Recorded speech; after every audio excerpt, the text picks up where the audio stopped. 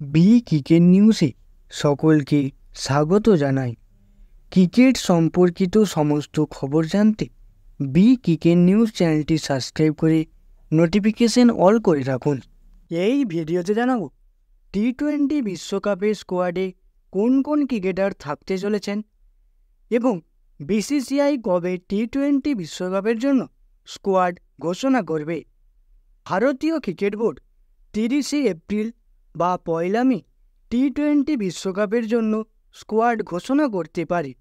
তবে তার আগে টি-20 বিশ্বকাপের জন্য সম্ভাব্য ভারতীয় দলের সদস্যদের নাম সামনে এসেছে।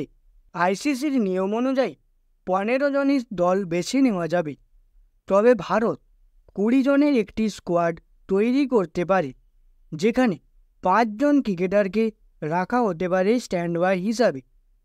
এই 20 জনের স্কোয়াডে ব্যাটার হিসাবে থাকতে পারেন রোহিত শর্মা, বিরাট কোহলি, যশস্বী জয়সওয়াল, শুভমন গিল, সূর্যকুমার যাদব এবং রিঙ্কু সিং।